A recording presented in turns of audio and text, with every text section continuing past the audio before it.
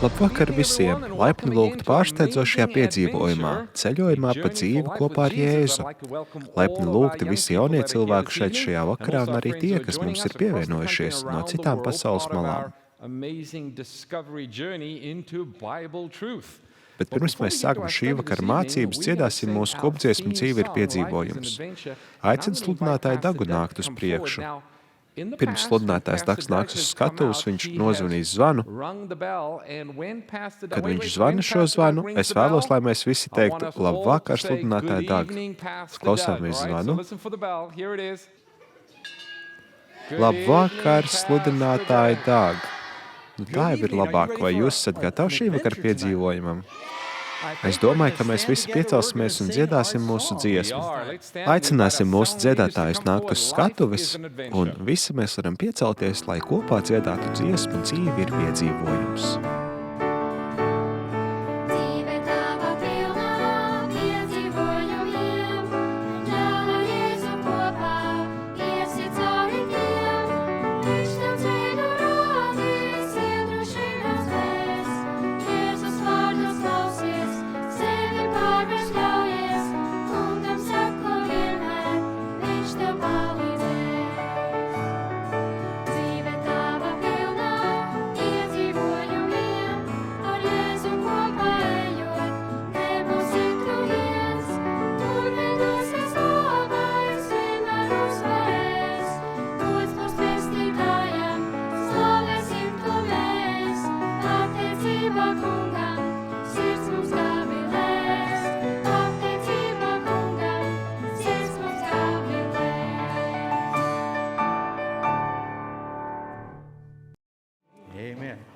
Amen. Mums ir kādi bībeles jautājumi, ko jautājuši jauni cilvēki, tāpēc mēs paskatīsimies šos bībeles video jautājumus. Sveiki, mans vārds ir Saraisma, esmu no Merlindas un man ir 9 gadi. Mans bībeles jautājums ir, kā ir iespējams Dievam atdot savu sirdi?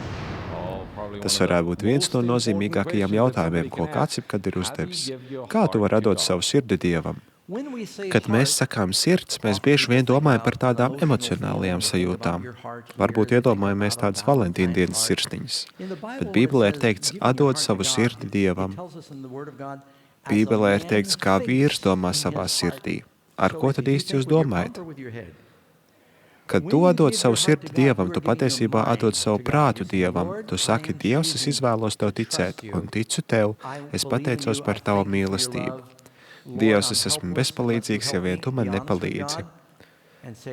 Esiet atklāti pret Dievu un sakiet, es piedaru tev, vai tu mani mainīsi, vai tu man piedosi. Un kad jūs to darāt, jūs patieši atdodat savu sirdi Dievam. Tā ir izvēle, kas jāizdara. Tā ir arī mūsu šī vakara tēma, un par to jūs uzzināsiet vairāk. Ļoti labi, nākamais jautājums. Sveiki, mans vārds ir Sīmeons, man ir 12 gadu, esmu no Kalifornijas, es vēlos zināt, vai ir iespējams dzīvot bez grēka. Vai ir iespējams dzīvot negrēkojot? Kurš pirmais kārdināja Ādamu un Ievu grēkot? Velns. Vai velns joprojām kārdina cilvēkus grēkot? Jā. Kad eņģelis parādījās Marijai, viņš teica, tev būs dēls, un tu dosi viņam vārdu Jēzus, tāpēc, ka viņš izglābs savus ļaudis no grēka. Vai mēs ticam, ka velnam ir vara mūs kārdināt grēkot? Jā. Vai jūs ticāt, ka Jēzum ir spēks jūs pasargāt no grēka? Jā. Kas ir spēcīgāks, Jēzus vai velns? Jēzus. Kad jūs staigājat ar Dievu, bet paklūpat, viņš jums piedos, bet jums kā kristietim vienmēr ir jātiecas un jācenšas būt kā Jēzum. Kristietis nav kristiešu sekotājs, kristietis ir Jēzus sekotājs. Vai Jēzus bija perfekts? Jā, Bībele saka, ka viņš negrēkoja. Un ja jūs sekojat perfektam meistaram, jūs arvien vairāk kļūsiet līdzīgi viņam. Bet ja tu teiksi, mēs visi esam grēcinieki, kāpēc gan censties? Jūsu dzīves standarts slīdēs uz leju. Tāpēc jums vienmēr jācenšas būt kā Jēzum un jātic, ka viņš var aizsargāt jūs no krišanas. Tas ir teikts Jūdas grāmatā. Viņš ir spējīgs tevi pasargāt, ka tu nekrīt un izglābt tevi no grēkiem. Nākamais jautājums. Sveiki, mans vārds ir Alī. Es dzīvoju Teksasā. Mans bībeles jautājums ir, kāpēc tiek lietoti jēri, lai attēlotu Jēzu? Tātad jautājums ir, kāpēc Bībelē tiek lietots jērs, lai attēlotu Jēzu? Jūs redzat, viņi ir kādā fermā, tur ir kazas un kādi citi dzīvnieki, bet kāpēc tieši jērs? That sounded like the goat asked a question too, halfway through.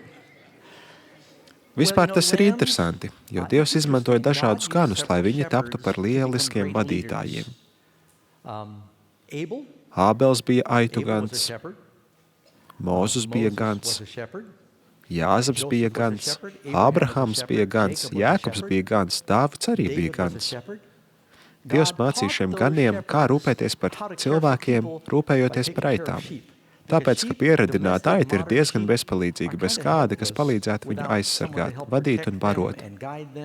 Un tā kā aitas ir turētas par mājdzīvniekiem tūkstošiem gadu, viņas ir ļoti atkarīgas un naivas.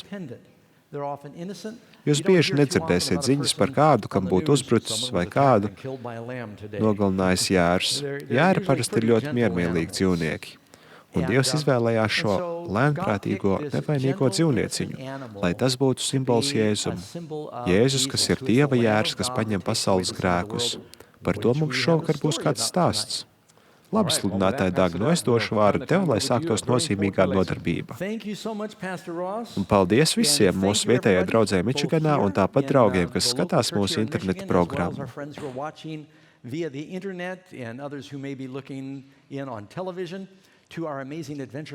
Mūsu šī vakara nodarbībā mēs runāsim par vienīgo glābšanas laivu.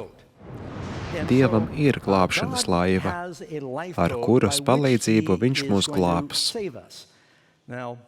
Atcerieties atmiņas pāntu. Nav pestīšanas nevienā citā, jo nav neviens cits vārds zem debesis cilvēkiem dots, kurā mums lemta pestīšana. 1912. gadā tika uzbūvēts visskaistākais kuģis, kāds jebkad ticis būvēts. Tolaik tas bija pasaulē lielākais kuģis. Vai jūs zināt, kāds bija tā nosaukums? Titaniks.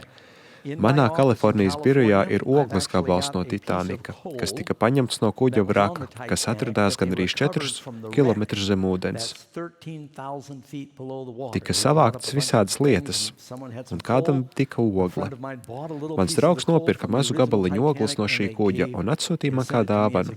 Tas ir atgādinājums par kuģi, kas tika uzbūvēts ar vislabākajām un vismodernākajām tā laika tehnoloģijām. Un tas tika uzskatīts par nekrimstošu. Viņa teica, mums nav vajadzīgs tik daudz glābšanas laivu uz Titanika, jo tajā ir 16 ūdens necaurlaidīgi nodalījumi, un pat ja ūdens tiktu cauri šur vai tur, tas nekad nenogrims. Tāpēc viņi neuzlika pietiekami daudz glābšanas laivu uz kuģa. Un jūs zināt šo stāstu. 4 dienas pirmajā jūras braucienā bija ļoti mierīgas, brīnišķīgas, bet naktī, kad viņi kuģoja pārāk ātri un neuzmanīgi, pārāk daudz izklaidējoties, viņi uztriecās aizbergam, kas pārgrieza kuģi no priekšpuses, veidojot atplēsumu gandrīz 100 metru garumā uz aizmuguri. Ūdens ieplūda visos daudzajos nodalījumos, un viņi aptvēra, ka nav pietiekami daudz dzīvības glābjošo laivu. Un vēl bēdīgāk bija tas, ka daudz cilvēku pat nevēlējās kāpt glābšanas laivās, kas bija pieejamas. Tāpēc pirmās glābšanas laivas bija gandrīz tukšas.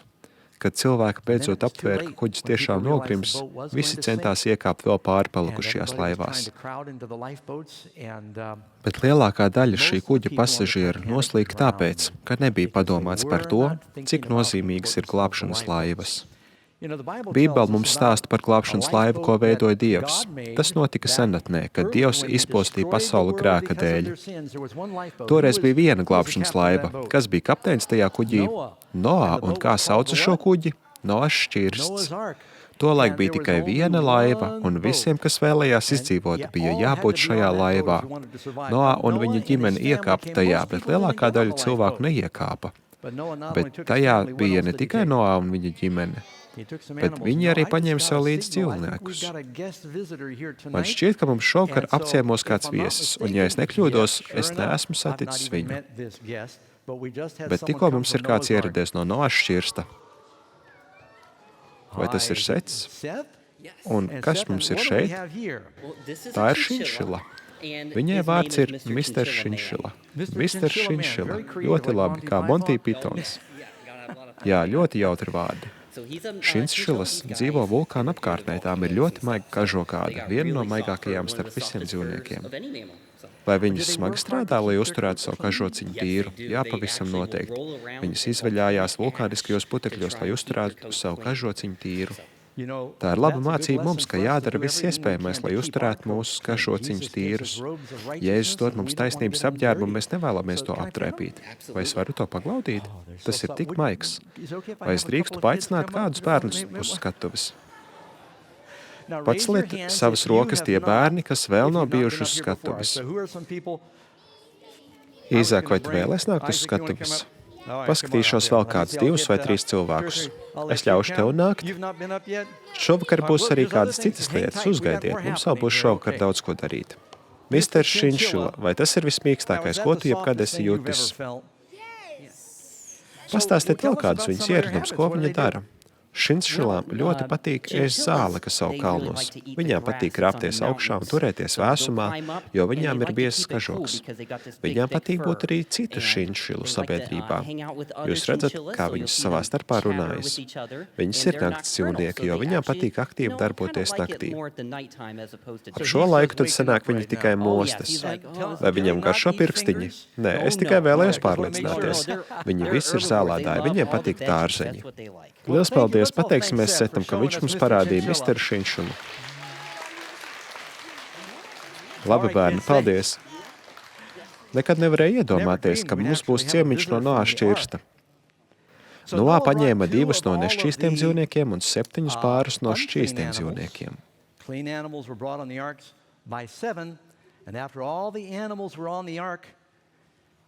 Kad visi dzīvnieki bija iegājuši šķirstā, Noā stāvēja šķirsta durvīs un jautāja pārējiem cilvēkiem, vai jūs nevēlaties būt glābti? Tagad ir laiks. Un cilvēki viņam atteica, tu esi runājis par lietu jau 120 gadus. Mēs nekad neesam pieredzējuši lietu un nav pat mākoņu debesīs. Tāpēc mēs esam pārliecināti, ka nelīs. Varbūt, kad mēs redzēsim mākoņus, tad dosimies šķirstā. Bet, kad viņi sagaidīja mākoņus, bija jau par vēlu. Noā aicināja viņus, lai viņi nāk, bet viņi nenāca. Beidzot, Noā ar ģimeni bija šķirstā, durvis tika aizvērtas, un vēl 7 dienas visi par viņu smējās. Bet tad sāka līt, un pērkons ducināja, un mākoņi palika arvien tumšāki. Bija lielas lietusgāzes no debesīm, un ūdeņš šļācās ārā no zemes, un tie bija tādi briesmīgi plūdi, kas izmainīja visu pasauli. Izdzīvoja tikai tie, kas bija glābšanas laivā. Vai jūs zināt, kas ir pēdējo dienu glābšanas laiva? Jēzus. Bībele saka, ka tikai tie, kas ir Kristū, tiks glābti. Mums ir jābūt Jēzu. Mums jāpaslēpjas viņā. Viņš ir mūsu glābējs, mūsu glābšanas laiva. Tāpēc dosimies cauri mūsu nodarbībai un runāsim par to, kā mēs varam atdot savu sirdi Jēzum. Pirmais jautājums. Ko Dievs mūsu dēļ ir izdarījis, lai izveidotu glābšanas laivu? Mēs šo pantu pirms tam jau lasījām. Jāņa 3:16. Jo tik ļoti Dievs pasauli mīlējis, ka viņš deva savu vienpiedzimušo dēlu, lai neviens, kas viņam tic, nepazustu, bet dabūtu mūžīgo dzīvību. Mēs lasījām šos pantus, mēs zinām šos vārdus, bet ko tie īsti nozīmē? Viņš deva savu dēlu. Tas bija ļoti sāpīgi, Dievam zaudēt savu dēlu. Pirms daudziem gadiem, 1937. gadā, bija kāds vīrs vārdā Džons Grifits. Viņš strādāja uz dzelzceļa tilta pāri Mississippi upei. Parasti šis tilts bija pacelts, jo viņam tika dots signāls, ka tuvojas vilciens, tad viņš nolaiž tiltu, tā, lai vilcienam nav jāsamazina ātrums. Tilts bija jātur pacelts, lai visi kuģi un laivas varētu doties pa Mississippi upi. Kādu dienu Džons uz darbu līdzi bija paņēmis savu dēlu Gregoriju. Viņam bija kādi 5 vai 6 gadi. Viņi kopā pāēda pusdienas. Džons parādīja visus mehānismus, jo dēls vēlējās redzēt, kā tētis strādā. Un tad viņš izdzirdēja svilpienu un pa telefonu ziņoja, ka vilciens tuvojas. Un Džons teica dēlam, sēdi mierīgi, tu redzēsi, kā vilciens aizbrauc mums garām. Tēvs pa telefonu nodeva ziņu, ka vilciens droši varēs doties pāri tiltam. Vilciens sauca Memphisas Expressis, un tajā bija 400 pasažieru. Vilciens strauji tojās, tēvs ieslēdz tilta nolaišanas pogu, un tilts jau nolaidās, un tad viņš dzirdēja: "Palīdz, tēvs, palīdzi!" Un viņš paskatījās uz leju, tilta pacelšanas mehānismā. Tur bija šausmīga aina, viņš ieraudzīja, ka viņa dēls Gregs nebija viņam klausījis. Viņš bija aizgājis lejā skatīties, kā darbojas mehānismi, bet no mugurpuses aizķēries aiz kāda pārauta vada. Un āķis aiz drēbēm viņu vilka iekšā mehānismos. Zobrati, pacēlāji. Tēvs jau redzēja vilcienu, kas svilpa un traucās uz priekšu, un viņš izmisumā domāja, ko man darīt. Ja apturēšu paceļamo tiltu, tad vilcienam nebūs laika apstāties. Vilcienu vagoni ar visiem pasažieriem noskriesies no sliedēm un ielidos upē, un daudz noslīgs. Bet, ja es to nedarīšu, es zaudēšu savu dēlu. Viņam bija jāpieņem briesmīgs lēmums. Tēvs izlēma ziedot savu dēlu, lai glābtu visus citus cilvēkus. Viņš ļāva tiltam nolaisties un savam dēlam mirt. Viņš dzirdēja, ka dēls viņam sauc pēc palīdzības, bet viņš nevarēja izglābt savu dēlu. Un, kad vilciens traucās garām aiz vagonu logiem, viņš redzēja cilvēkus, kas priecīgi viņam māja, bet neviens no viņiem pat nevarēja iedomāties, ka viņš tikko bija ziedojis savu dēlu, lai viņi varētu dzīvot. Tik daudz cilvēku šajā pasaulē neaptver, cik daudz Jēzus deva, lai viņi varētu dzīvot. Jēzus teica, jūs mani mīlat, atdodiet man savu sirdi. Viņš bija laimīgs nomirt par tevi, jo viņš tevi ļoti mīl. Bībele saka, ka dzīvības glābējs ir Jēzus. Jūs to varat lasīt Jūdas grāmatā 1. pantā. Pasargāti Jēzu Kristu. Jēzus ir mūsu dzīvības glābējs, viņš mūs glābīja. Cik daudz Jēzus mūs mīl? Vai tiešām viņš mūs mīl tik ļoti? Vai viņš mīl mani personīgi? Es zinu, ka viņš mīl visu pasauli, bet ja neesmu pārāk labs puisis vai meitene, varbūt viņš man nemīl tik ļoti, jo es esmu diezgan slikts. Ja jūs būtu pazinuši mani jūsu vecumā, es biju īsts nelietis, es mēdzu zakt. Mana vecmāmiņa man vienreiz pieķēra, es nozagu loku un bultus no aptiekas. Un viņa man teica, es nezinu, kā tu to iznesi no veikala savās biksēs, bet kaut kā es to loku un bultus paslēpu zem savām drēbēm. Viņa aizved man uz policijas iecirkni, jo zakšana man bija milzīga problēma. Viņa ieteica policistam mani pabaidīt. Viņa teica, tā, ja tu nepārstāsi zakt, mēs tevi iemetīsim cietumā, un tev būs jāpārtiek no maizes un ūdens. Es viņiem atbildēju, man vienalga, man patīk maize un ūdens. Vecmāmiņa iečukstēja policistiem, sakiet, ka viņiem būs jāēd vienīgi konservēti zirņi. Tos es ienīdu. Tad policists teica, viss, ko tu dabūsi, būs šie zirņi. Es teicu, labi, pārtraukšu zakt. Bet, kad es biju mazs zēns, es iekūlos tik daudz nepatikšanās. Tomēr tad es aptvēru, ka Jēzus mani mīl tik ļoti, ka viņš būtu gatavs nomirt tikai manis dēļ. Arī viņš tevi mīl tik ļoti, ka viņš būtu gatavs nomirt tikai tevis dēļ vien. Romiešiem 5:8 Bībelē ir teikts, ka Dievs savu mīlestību uz mums pierāda ar to, ka Jēzus par mums mīra tad, kad vēl bijām grēcinieki. Viņš neteica, nu labi, kad tu būsi pietiekami labs, tad es nomiršu par tevi. Es jums līdzdalīšu savu vismīļāko pāntu no dziesmas Jēzus mani mīla. Jēzus mīl mani, kad es esmu labs, kad es daru lietas, ko man vajadzētu. Jēzus mīl mani, kad es esmu slikts. Pat tad, ja es viņu daru bēdīgu. Jā, Jēzus mani mīl. Nekas nevar jūs šķirt no Dieva mīlestības. Viņš teica, es tevi mīlēju ar mūžīgu mīlestību. Tu esi dārgs manās acīs.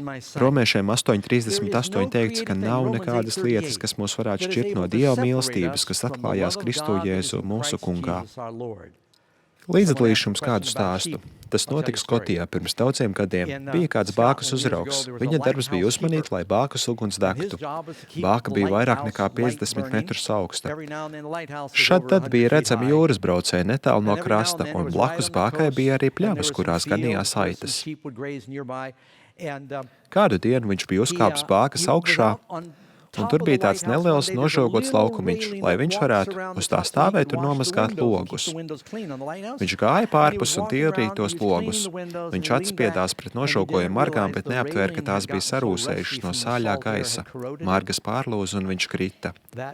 Un kamēr viņš krita, viņš domāja, nu, tās ir manas dzīves beigas. Kad viņš atķēdzās, viņš nodomāja, ka droši vien ir nokļūsot debesīs. Viņš redzēja mākoņus peldam garām un zilas debesis, un tad viņš domāja, ja es esmu debesīs, tad kāpēc man tik ļoti sāp mugura? Tad viņš attapās un aptvēra, ka nav miris. He didn't die. Viņš bija piezemējies uz aitas, bet tā gan nomira. Viņš jutās tik ļoti slikti, ka kāda lieta, trakna aita, apturēja viņa kritienu, lai viņš izdzīvotu. Bībele mums saka, ka Jēzus ir Dieva jērs. Par to varam lasīt Jāņa 1:29. Jānis Kristītājs, kas iepazīstina ar Jēzu, saka: Redzi, Dieva jērs, kas nes pasaules grēku. Jēzus nāca, lai paņemtu prom mūsu grēku. Kā tieši tas darbojas? Tā, te būs Jēzus, te būs grēks, un te esat jūs un es. Bībelē rakstīts, kaut jūsu grēki būtu sarkani kā asinis. Tāpēc es to mazliet ieliešu šeit, jo vairāk jūs to ieliet, jo labāk varat redzēt, kā tas pārvēršas un paliek sārds. Tātad grēki ir tie, kas apgāna un piesārņo mūsu dzīvi. Bet, lai arī kas notiktu, Jēzus taču tika velna kārdināts daudz reižu, bet ziniet, viņš nekad negrēkoja. Velns atkal un atkal centās Jēzu kārdināt, bet tas nestrādāja. Bet, kad mēs grēkojam, tas padara mūs sliktākus.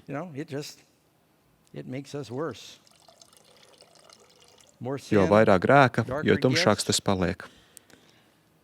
Bet, ja jūs atdodat grēku Jēzum, Bībele saka, ka Dievs pat kārdināts negrēkoja.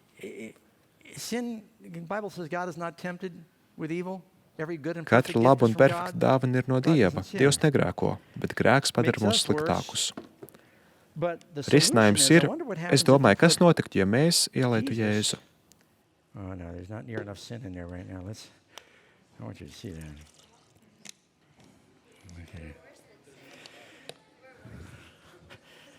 Tāpēc es domāju, kas notiek, kad mēs pieņemam Jēzu savā dzīvē. Kamēr mēs vēl bijām grēcinieki, Jēzus mūs mīlēja. Viņš ienāk mūsu dzīvē un viņš mūs attīra. Un ko Jēzus kādu dienu izdarīs ar grēku visā pasaulē? Viņš paņems grēku prom un viss visums būs tīrs. Ja jūs lietosiet šo, tas iztīrīs arī jūs drēbes. Labi, paldies jums liels. Palūkšu savus palīgus. Tas ir brīnums, kā Dievs attīra mūs no grēka. Kāds cilvēks reiz jautāja sludinātājam Bilijam Sandejam: kā, kad Jēzus asins var nomazgāt manu grēku? Vai zināt, ko viņš atbildēja? Es nezinu, kā melna govs var ēst zaļu zāli un veidot dzeltenu sviestu un baltu pienu. Melna govs ēd zaļu zāli, ražo dzeltenu sviestu un baltu pienu. Viņš teica, es to nesaprotu, bet es baudu saldējumu. Dažreiz jums viss nemaz nav jāsaprot, lai to varētu baudīt. Tas ir brīnums, kā Dievs var paņemt prom mūsu grēkus. Ticiet man, viņš to izdarīja ar mani, viņš to izdarīs arī ar jums. Trešais punkts. Ko Jēzus atnākot vēlējās manis dēļ izdarīt? Bībele saka, ka Dievs sūtīja savu vienpiedzimušo dēlu šajā pasaulē, lai mēs varētu viņā dzīvot. Šī ir Dieva mīlestība. Ne mēs mīlējam Dievu, bet viss sākās ar viņa mīlestību pret mums. Viņš mūs ir mīlējis un sūtījis savu dēlu, lai izpirktu. Tas nozīmē, ka viņš bija izpirkuma upuris par mūsu grēkiem. Kāpēc tas ir tik svarīgi mums? Tāpēc, ka grēka alga ir nāve. Bet Dievs mums piedāvā dāvanu, mūžīgās dzīvības dāvanu. Man ir nepieciešams brīvprātīgais. Ļaujiet man paskatīties šeit. Ja esat cēluši jau roku pirms tam, tad tagad to nedariet. Jaunais cilvēks, tu vari nākt uz skatuves. Tev šobrīd tiek piešķirta ļoti īpaša iespēja, tāpēc, ka ir ļoti daudz cilvēku atvēruši dārglietu lādi, bet neviens līdz šim nav bijis kapteiņa kajītē. Ziniet, šis kuģis, tam ir glābšanas laiva. Ja tu esi stiprs, dodies tur ir neliela glābšanas laiva. Atver tās durvis un paskaties. Es vēlos, lai tu atrodi glābšanas laivu. Tev būs tā jāpaceļ, tā ir samērā smaga un nones to lejā. Jā, ļoti labi, paņem to.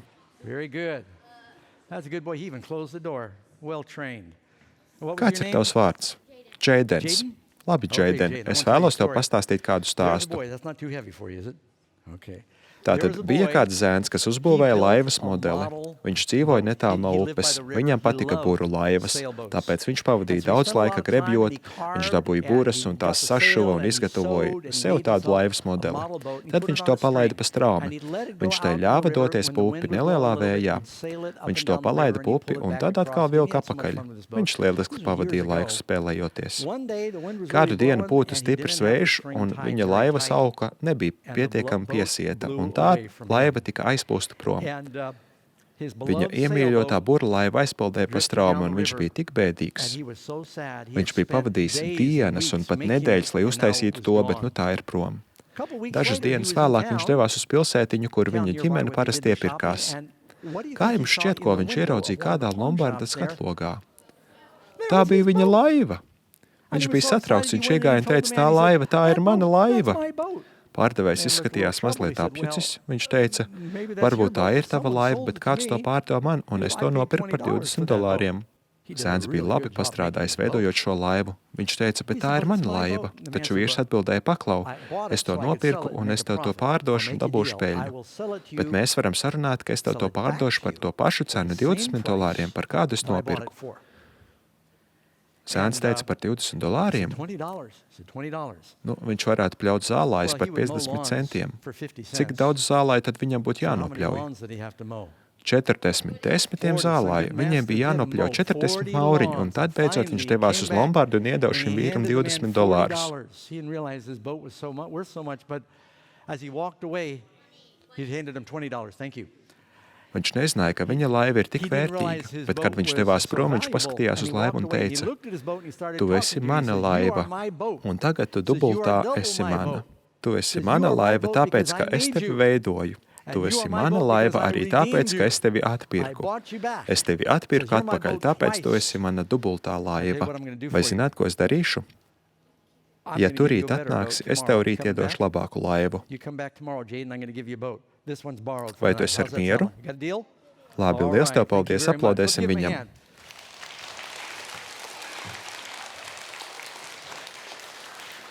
Nabaga Džeidenam tur bija jāstāv tikai un jātur šī smagā laiva. Kā es varu pieņemt Jēzu un patiesi parādīt, ka es viņam ticu? Ko mēs varam darīt? Bībele saka, lūdziet, tad jums taps dots. Kā jūs domājat, vai tādēļ, lai iegūtu mūžīgo dzīvību, ir jārāps kādā kalnā? Jāper pašam sevi un jārāpo uz ceļiem? Jēzus teica, kas mums ir jādara? Jālūdz. Lūdziet, un jums taps dots. Noziedznieks pie krusta, kas mira blakus Jēzum, viņš lūdza vienu no savām pēdējām lūgšanām. Viņš teica, kungs, piemini mani, kad tu nāksi savā valstībā. Vai Jēzus ir tevi lūgšanu? Jā, un viņš apsolīja, ka dos viņam mūžīgo dzīvību. Apostuļu darbi 16.31 rakstītāji teikts, prasi un tici. Tici uz to kungu Jēzu, tad tu tiksi pestīts. Tāpēc tā nav vienkārši prasīšana. Ļaujiet man jums pastāstīt kādu stāstu. Kad es biju jauns kristietis un pieņēmu Dievu, man bija 17 gadu. Es neko daudz nezināju par lūgšanu. Tomēr, kad aptvēru, ka Bībele ir patiesa, sapratu, ka varu lūgt visabrīnojamākās lietas. Es stāvēju uz ceļa un balsoju transporta, lūdzu, kungs, palīdz man, ka būtu kāds, kas mani aizved līdz Kalifornijai. Man ir nepieciešama arī nauda un ēdiens. Un tikko es biju beidzis lūgt, apstājās mašīna, aizveda man vairāk nekā 3000 kilometru, pabaroja mani visu ceļu un iedeva man naudu. Es neprasīju naudu, es vienkārši lūdzu Dievu. Es atceros, ka reiz biju ar draugu, mums nebija naudas, mēs muzicējām un ubagojām. Es spēlēju flautu. Mans draugs, kur arī sauca Daks, viņš spēlēja ģitāru. Un es viņam stāstīju par Jēzu. Viņš teica, es neesmu tik drošs par to ticēšanu Jēzu. Es vairāk ticu pārdzimšanai. Bet es teicu, nē, Dag, Jēzus ir īsts, es tev to pierādīšu. Viņš teica, kā tu man to pierādīsi? Mēs cenšamies dabūt kādu naudu, lai pārēstu, vai ne? Viņš teica, jā. Es jautāju, un cik daudz naudas mums nepieciešams? Viņš teica, būtu lieliski, ja mums būtu kādi $4, tad mēs varētu aiziet uz restorānu tā vietā, lai dotos vienkārši uz lielveikalu. Un restorāns Taco Bell nebija pārāk tālu, tāpēc es teicu, Dag, es lūgšu Jēzu, lai viņš dod mums $4, un viņš pierādīs, ka ir īsts. Tolaik man bija ļoti daudz ticības. Es ticēju. Mēs redzējām kādu kundzi, kas devās pa Palm Springs ielu. Viņa bija tāda cienījama izskata dāma. Mēs sākām spēlēt flautu, viņš ģitāru. Viņa apstājās uz kādu brīdi, lai paskatītos.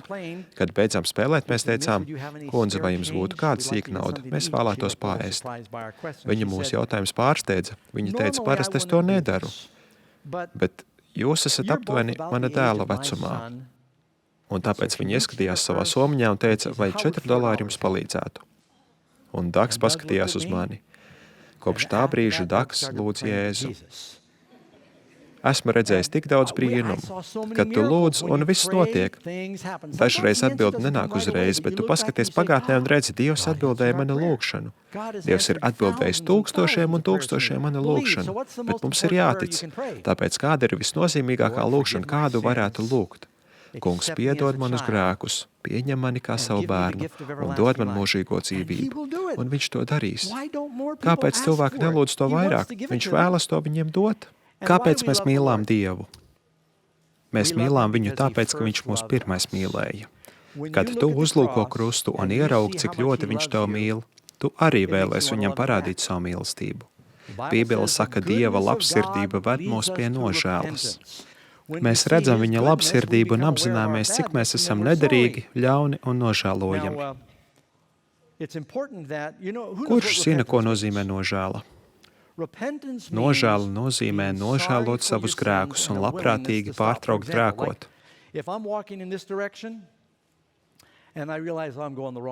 Kad es mācījos militārajā skolā, viņi mums mācīja, kā apgriezties apkārt. Un tad ir jādodas šajā virzienā. Nožēla ir tad, kad jūs apgriežaties. Tāpēc nožēla ir tā, ka jūs maināt virzienu.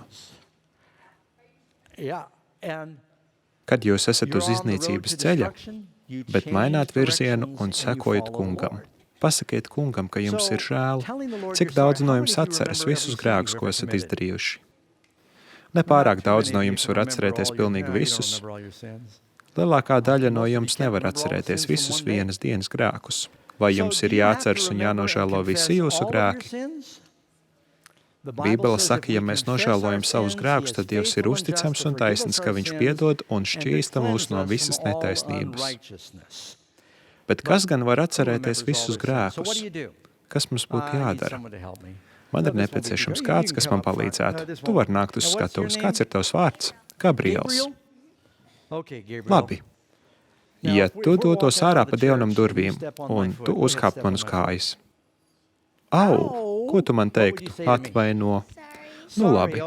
Ja mēs dotos ārā no dievnam un tu man uzgrūstos virsū un notriektu mani gar zemi, vai tu vienkārši teiktu atvaino, vai arī teiktu ļauj man tev palīdzēt piecelties? Jā, ļauj man tev palīdzēt piecelties. Ja mēs dotos ārā no draudzes un es nestu kaudzi ar grāmatām, bet tu skrietu ārā no draudzes un uztriektos man virsū, es nokristu gar zemi un salauztu savu roku.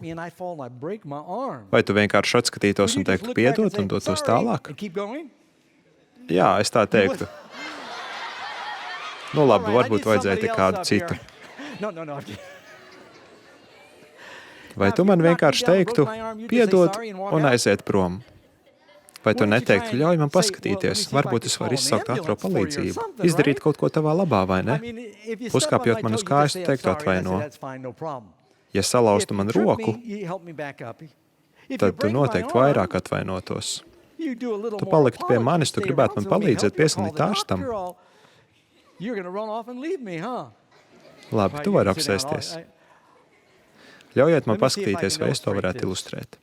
Kā jūs domājat, vai mums jāatzīstas Dievam kādos grēkos tāpēc, ka viņš tos nezina? Vai Dievs zina visu? Ja viņš zina, kāpēc tad atzīstaties viņam savos grēkos? Tas ir tas pats iemesls, kad viņš uzkāpa man uz kājas un teica piedod. Es zinu, ka viņš man uzkāpa uz kājas, un viņš zina, ka viņš uzkāpa. Un ir pareizi teikt man žēl. Kad grēkojam pret Dievu, tad mums ir jāpasaka, ka mums ir žēl. Kad man bija apmēram 4 gadi, es dzīvoju Dienvidkalifornijā kopā ar savu tēvu un brāli. Manam tēvam mājas augšstāvā bija apaus podrināšanas mašīna.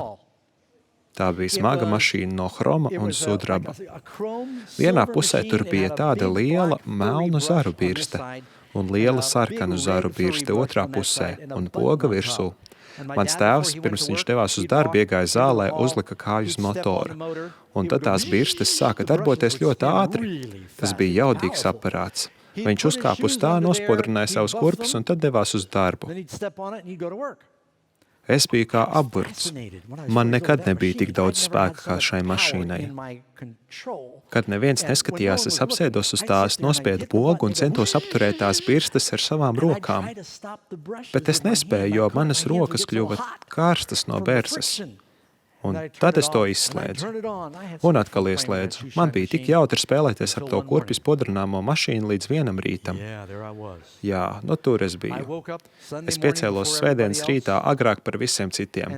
Man bija garlaicīgi, jo visi vēl gulēja. Tāpēc es izgāju no savas guļamistabas un iegāju zālē, kur bija tā spodrināmā mašīna. Es apsēdos un ieslēdzu to, un tad izslēdzu, un tad atkal centos to turēt. Slēdzu iekšā un domāju, ka vajadzētu nospodrināt kādu kurpi.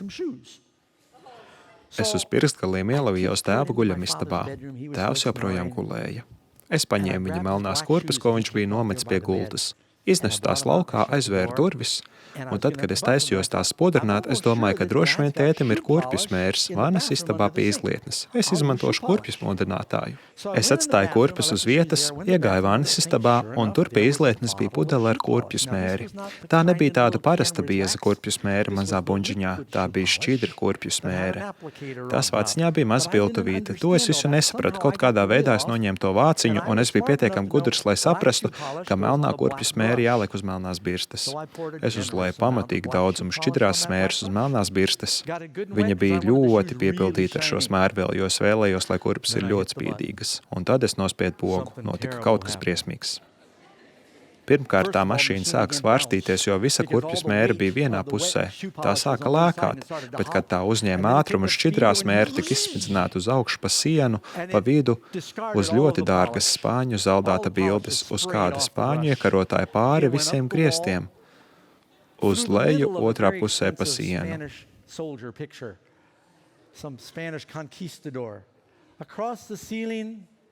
Tas izveidoja tādu kā melnu varavīksni tajā zālē. Es ātri nospiedu pogu un izslēdzu to. Es uz visu to paskatījos un nospriedu, ir īstais laiks doties atpakaļ uz gultu. Es aizgāju atpakaļ uz savu guļamistabu, ierāpos atpakaļ gultā. Es guļu zem sagas un domāju, neviens taču neredzēja, neviens nezinās, ka es esmu par to atbildīgs. Likās, ka pagāja mūžība, bet patiesībā pēc pavisam neilga laika jau dzirdēju, kā tētis staigā. Dzirdēju, ka vannas istabas izlietnē tek ūdens, dzirdēju, kā atveras viņa guļamistabas durvis, un mana mazā sirds jau sāka daudzīties.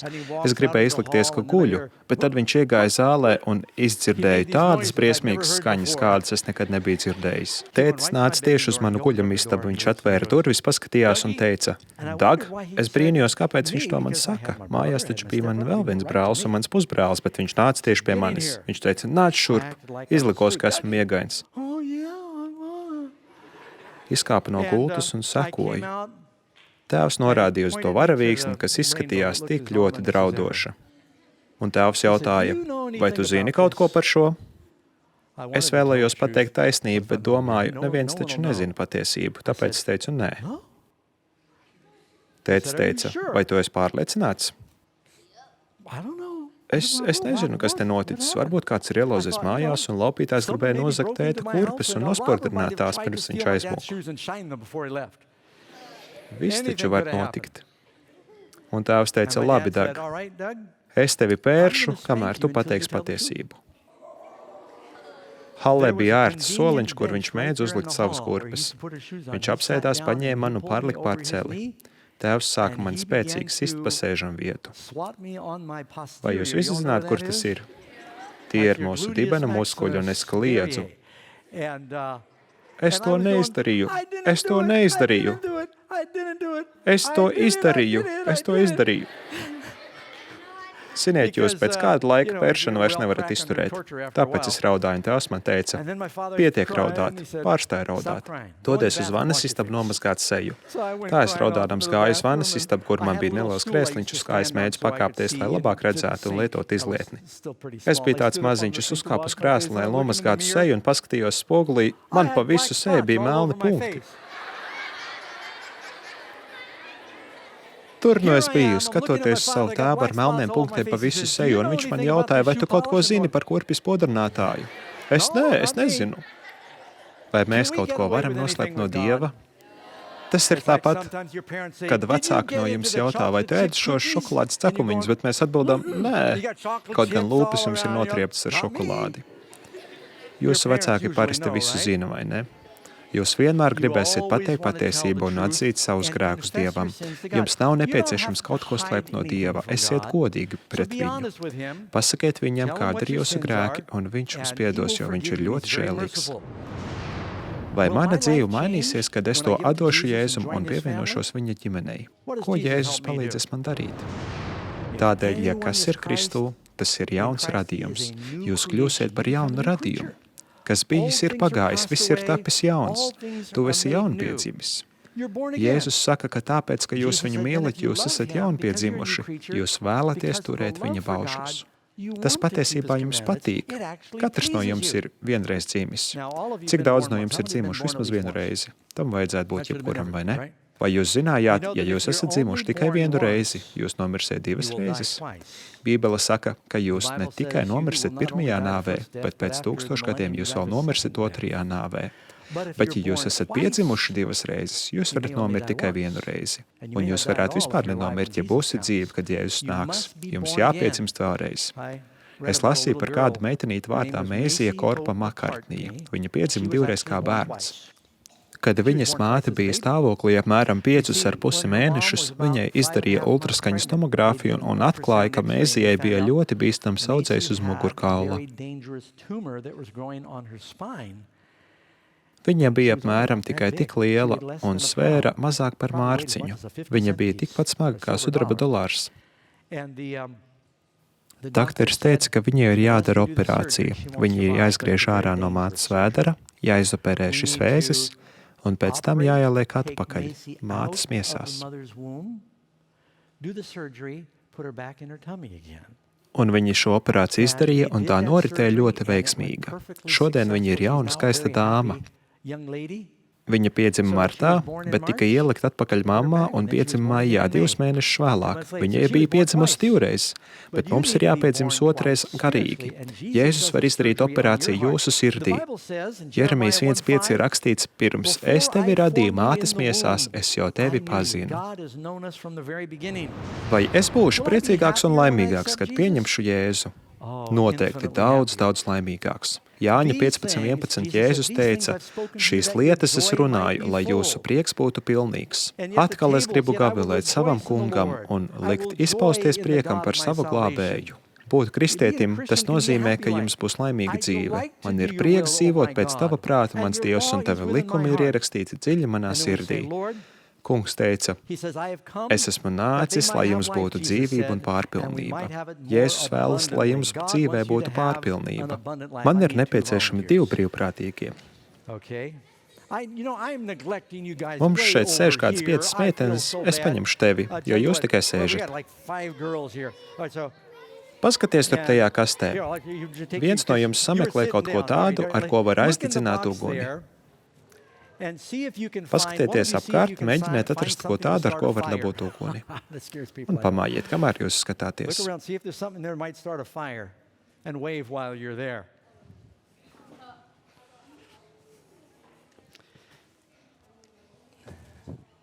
Jā, tu to atradi, jums tas ir.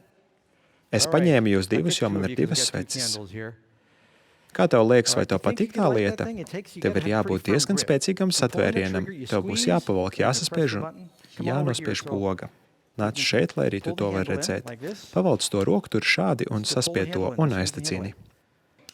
Turpini, nepadodies. Uzdedzini to vēlreiz. Atstāj, lai darbojas. Kāds ir tavs vārds? Adora. Adora, paskatīsimies, vai tu varēsi aizdedzināt otru. Saspied ļoti spēcīgi. Te nu tas ir. Turi to saspiest un neapgāz. Tev izdevās. Man tev ir jautājums. Vai jūs redzat kaut ko atšķirīgu tajās 2 svecēs? Jā, viena ir garāka. Kā jūs domājat, kura no tām degs ilgāk? Garākā. Kā jūs domājat, kura no tām būs spožāka laika gaitā? Garākā. Un tagad mans jautājums. Kas ir vairāk? 10 plus 70 vai 70 plus 10? Tie ir vienādi, izklausās vienādi, bet ļaujiet man pastāstīt, ko es ar to domāju. Vai ir labāk, ja jūs 10 gados atdodat savu dzīvi tam kungam un kalpojat viņam 70 gadus, vai labāk būt 70-gadīgam un atdot savu dzīvi Dievam un kalpot viņam 10 gadus? Jūs vēlaties to darīt tad, kad jums ir 10 gadi. Man šeit ir kaut kas jums. Tā kā tu esi meitene, es vēlos tev šo dot. Es nezinu, kā tās maržo. Man liekas, ka tas ir īris. Un kāds ir tavs vārds? Lūks. Man viena ir arī tev. Tie abi ir īrisi, bet kurš no tiem izskatās labāk?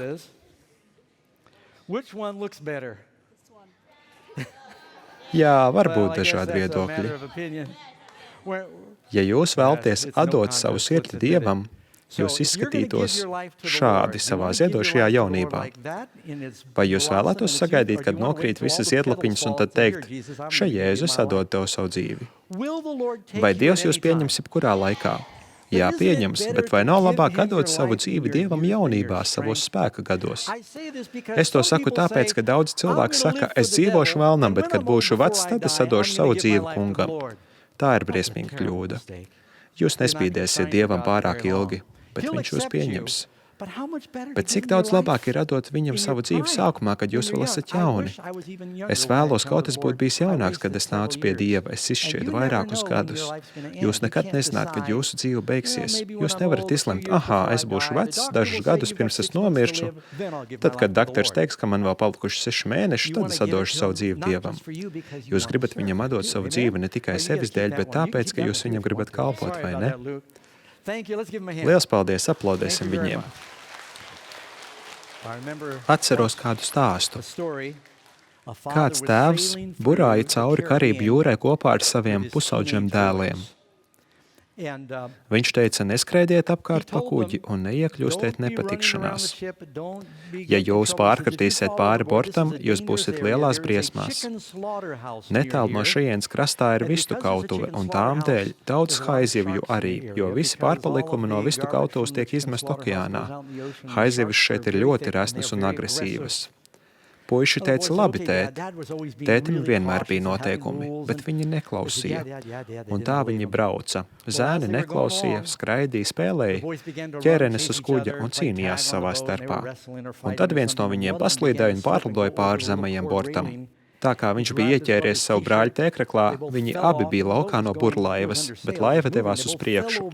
Bija uzvilktas buras, tā ātri slīdēja. Abi viņi izkrita no laivas ar pūkšķi siltajos Karību jūras ūdeņos. Viņi bija labi peldētāji, ūdens nebija tik dziļš. Tēvs dzirdēja plunkšķi, viņš no laivas virtuves uzskrēja uz klāja, bija vajadzīgs laiks, lai nolaistu buras un laivu apstādinātu.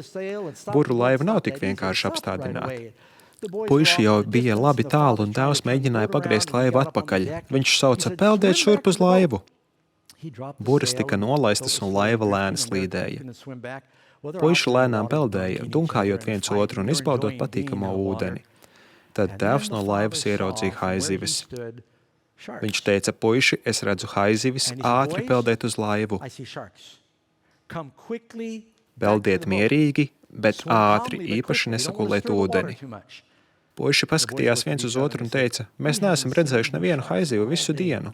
Es neredzu nekādas muguras spuras ūdenī. Šeit nav haizivju. Viņš tikai centās mūs nobiedēt. Tad viņi sāka daudzīties, āk, palīdzi, es slīkstu, te ir haizivis. Viņi izsmēja tēvu un lēnītēm virsījās uz laivas pusi. Tēvs pat tiešām ļoti nobijās, jo viņš redzēja arvien vairāk un vairāk melnu ēnu ūdenī. Tās savācās un sāka apriņķot viņa dēlus. Viņš zināja haizivju dabu. Haizivis ir diezgan gļēvas. Viņas tā apriņķo, un tad viena no tām mazliet iekoša. Bet tikko viņas sajūt asinis, viņas kļūst kā trakas, lai kostu un plēstu. Tēvs jau redzēja, ka tās haizivis noslēdz apli. Viņš sauca puiši atpakaļ uz laivu. Viņš pacēla glābšanas riņķi, kas bija piesiets virvē, un aizmeta to puišiem. Viņa teica, mums to nevajag, mēs paši nokļūsim atpakaļ uz laivu. Tēvs saprata, ka haizivis ienirs jebkurā momentā un sāks uzbrukt, un uzbruks vienam no viņiem. Viņš zināja, ka tās tad būs beigas. Tagad tur jau bija kādas 50 haizivis, un tēvs izdarīja kaut ko pilnīgi neiedomājamu. Viņš paņēma zivju nazi, pārgrieza savas rokas vēnes un iemeties ūdenī peldēja pretējā virzienā. Pavisam drīz jau tumšās ēnas peldēja uz tēva pusi. Ūdens sakulās un kļuva sarkans. Tikai tad puiši saprata, kas ir noticis. Man ir jautājums. Ja viņi izvēlējās palikt ūdenī, bet tēvs sadeva savu dzīvību, vai būtu kas vairāk, ko tēvs varētu viņu labā darīt? Ja mēs izvēlamies turpināt savu ceļu ar velnu un palikt tur ārā pasaulē, kad Dievs ir atdevis savu dēlu, Jēzus ir izlaists savas asins, lai mūs glābtu, vai ir vēl kas cits, ko viņš varētu darīt? Dievs ir izdarījis visu, ko viņš varēja izdarīt. Viņš ir atdevis Jēzu, lai varētu mūs glābt. Vienīgā glābšanas laiva ir Jēzus. Jēzus ir mūsu glābšanas laiva, bet mums ir jānāk pie viņa. Bībele saka, kam ir dēls, tam ir dzīvība.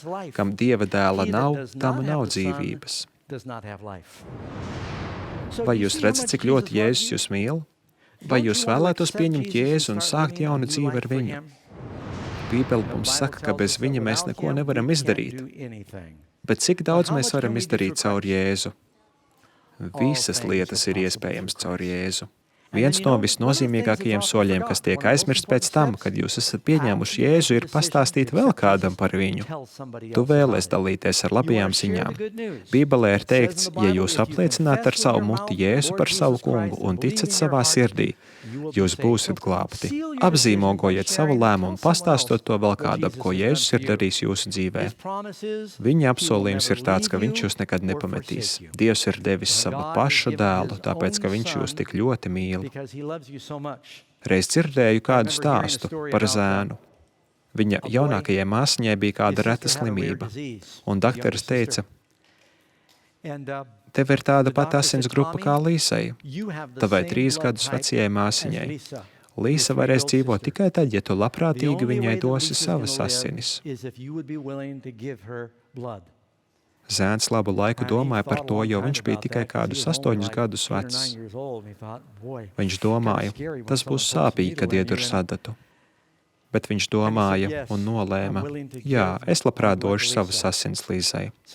Viņa noguldīja slimnīcas gultā. Domājot par to, no viņa acīm sāka ritēt asaras. Dakteris uzlika žņaugu viņa rokai, atrada vēnu un iedūra adatu. Viņš klusām raudāja. Viņš redzēja, ka asins pa caurulīti piepilda pudelīti. Zēns jautāja dakteru, vai tas būs sāpīgi mirt? Un ārsts viņam teica, nē, tu nemirsi. Viņš jautāja, bet tad, kad jūs būsiet paņēmis visas manas asinis, vai tad es nenomiršu? Viņam atbildēja, nē, mēs neņemsim visas tavas asinis. Mēs paņemsim tikai nedaudz, tu paliksi dzīvs. Viņš bija tik atvieglots. Zēns bija gatavs mirt, lai izglābtu savu māsu, jo viņš domāja, ka viņi paņems no viņa visas asinis. To kungs izdara ar cilvēku sirdīm, kad viņi kādu mīl.